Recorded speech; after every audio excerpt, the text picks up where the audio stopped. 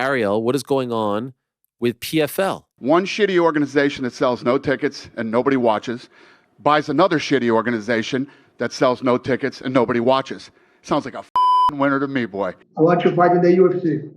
Okay. That's all. Please, no Davis. Release me. Nobody wants to fight in the PFL except for Francis. But they will never overtake the UFC if they stick to this model. You're running out of money. Things aren't looking good. It does not work. It will never work. It was about 1 year ago when PFL announced the acquisition of Bellator in its entirety. This was supposed to be a big coup for the PFL and show its intentions of challenging or at least trying to confront the dominant position of UFC in the sport of MMA. It was quite clear that they aren't just here to achieve that universal acclaim of the number 2 organization in the game. But a year on from that moment, it was quite visible that the company had fallen short on almost all of the metrics that it had hoped to thrive upon. Unhappy fighters, contract issues, cagey lawsuits, and a questionable business model that has not generated the buzz among the hardcore, let alone casual fans of the sport. What was once felt like a really strong alternative to the UFC is now canceling big-ticket shows. This has led many pundits and media members to ridicule the organization. A make-or-break 2025 begins to really take form for them right now. So let's check in with what's going on in the world of the PFL Bellator. Why are they struggling, and are they heading for a possible downfall? Now, if you've been paying attention to the PFL when what they were doing, making huge claims last year about 2024 being their year, they had some enormous plans. They had Bellator MMA in their back pocket. They ushered into a new era with an unreal level of hype. However, this new era wasn't extended to some Bellator fighters who've been complaining about a lack of clarity in their contracts, canceled events, and more importantly, the long layoffs. Joining them are the Bellator champions who went public with their grievances. Some even filed lawsuits, like Gegard Mousasi. Others have been quietly released, like in the case of Yaroslav Amosov. MMA veteran Gegard Mousasi was the first one to complain about the lack of fights for long periods of time before filing a lawsuit seeking over $15 million in damages. PFL announces today that they have released former champion Gegard Mousasi from his Bellator contract. He was ultimately released, but that was a rough one, to be honest. Gegard hasn't competed since Bellator 296, May of 2023. We saw Bellator OG Patricky Pitbull, who's been sitting on the sidelines since March of 2024 and begging to be let go so that he can join the UFC. This is a brutal time for the PFL brand.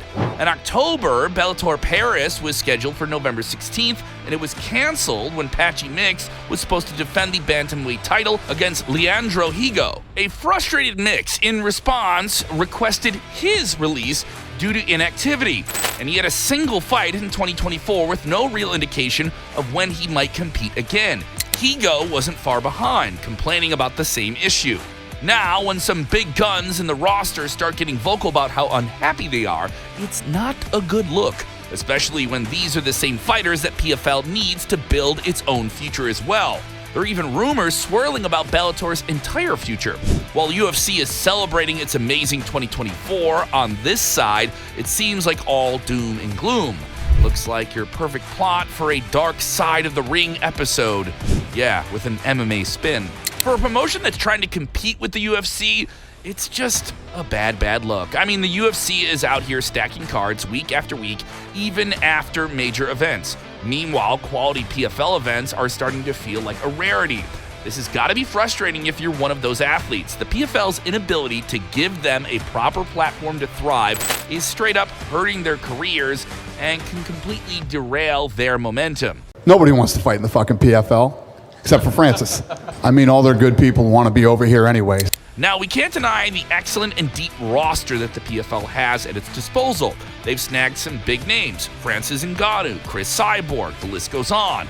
Literally and figuratively, a star-studded lineup of fighters, isn't it? But here's the issue with that. It's not enough to just have the big names. Take Francis, for example.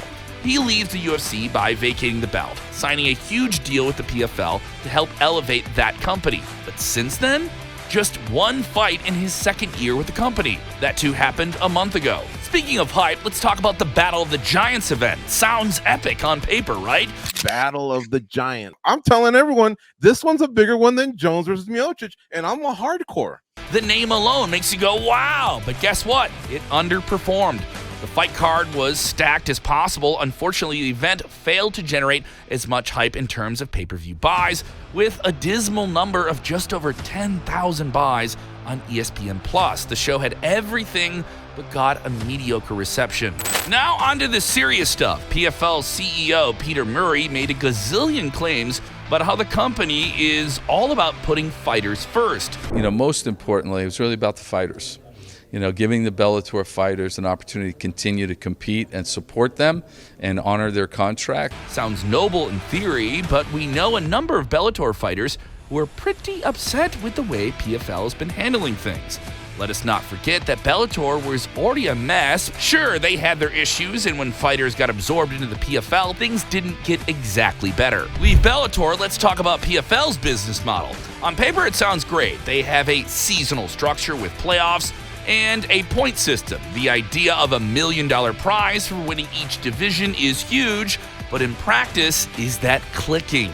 It's a more traditional sports model, similar to leagues like the NFL or the NBA, but is it made to fit MMA? It feels a bit gimmicky.